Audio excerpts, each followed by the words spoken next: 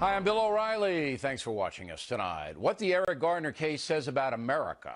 That is the subject of this evening's Talking Points memo. First of all, we received some letters criticizing me, Charles Krauthammer, and other Fox News analysts for saying the grand jury's decision not to indict a New York City police officer in the death of Eric Garner may have been faulty. That's our position. Writing from Naples, Florida, Larry Ayers says, quote, regardless of the grand jury's verdict, if Michael Brown and Eric Garner had not resisted and allowed themselves to be arrested, they would both be alive today. Simple as that. But of course, it is not as simple as that. Yes, both deceased men should have cooperated with the police officers who confronted them. But as we all know, people do stupid things. In the Ferguson case, Mr. Brown did engage in violence, so I have no trouble with the grand jury's decision not to indict Darren Wilson, the police officer.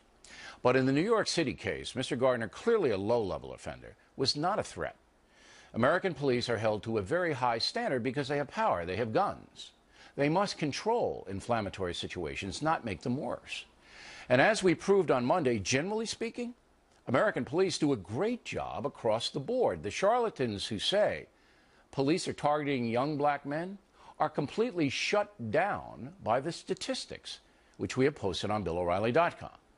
But in the Garner case, excessive force may have been used. This has no connection with what happened in Ferguson. From looking at the video, the grand jury's decision here is totally incomprehensible. It looks as if at least they might have indicted him on something like involuntary manslaughter at the very least. I will say that upon seeing the video that you just saw, and hearing Mr. Garner say he could not breathe, I was extremely troubled.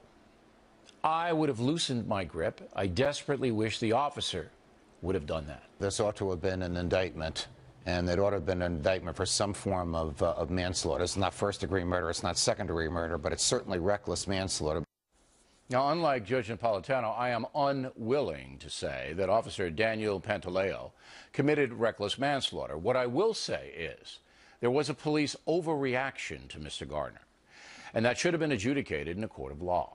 Now, on to the bigger picture. Last night here in New York City, the NYPD did an amazing job of controlling protesters who wanted to disrupt the annual Christmas tree lighting ceremony in Rockefeller Center. The protesters were chanting, "No justice, no tree." The New York police stopped the chaos, conducted themselves in a restrained and ultra-professional manner, protecting property and the public. Missouri Governor Jay Nixon, who totally botched the Ferguson situation, should take notice. And so should Mayor DeBlasio, who continues to denigrate his own cops. If you talk about the last decade or so in this city, was race a factor and a problem in the relationship between police and community? Obviously it was. The relationship between police and community has to change. People need to know that black lives and brown lives matter as much as white lives. What an amazing insult to the NYPD. Now, I can tell you with certainty that many police officers here in the city despise Mayor DeBlasio. They believe he's intimidated by the likes of Al Sharpton and does not support them.